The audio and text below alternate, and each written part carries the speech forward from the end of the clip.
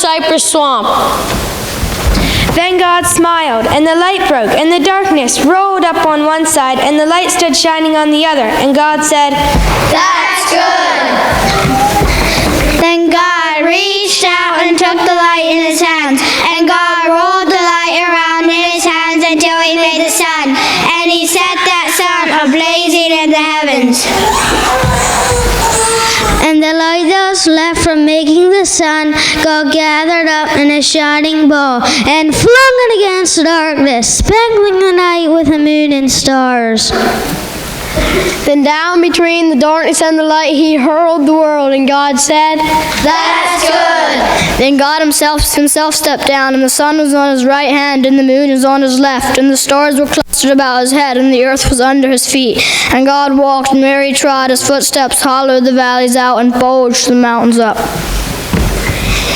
Then he stopped and looked and saw that the earth was hot and barren. And God stepped over to the edge of the world and spat out the seven seas. He batted his eyes, and lightnings flashed. He clapped his hands, and thunders rolled. And the waters above the earth came down. The cooling waters came down. Then the green grass sprouted, and the liver flowers blossomed. The pine tree pointed his finger to the sky, and the oak spread out his arms. The lakes cuddled down in the hollows of the ground, and the rivers ran down to the sea. And God smiled again. And the rainbow appeared and curled itself around his shoulder, and God raised his arm and waved his hand over the sea and land, and he said, "Bring forth! Bring forth!" And quicker than God could drop his hand, fishes and fowls and beasts and birds swam the rivers and the seas, roamed the forests and the woods, and split the earth their wings. And God said, "That's good." God walked around and looked around on all that he had made. He looked at his sun, he looked at his moon, he looked at his little stars.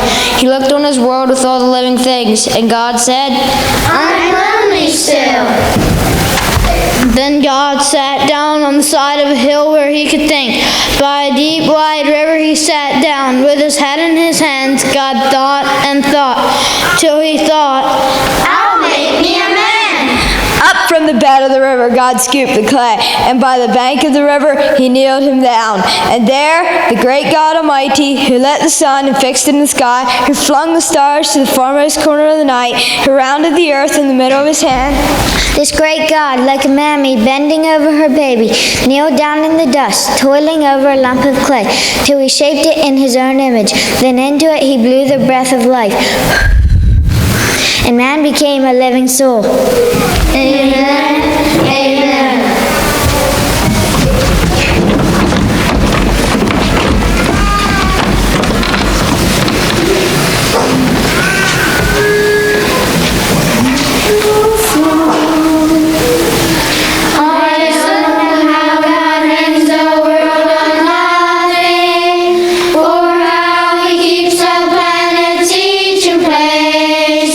I cannot count the sands upon the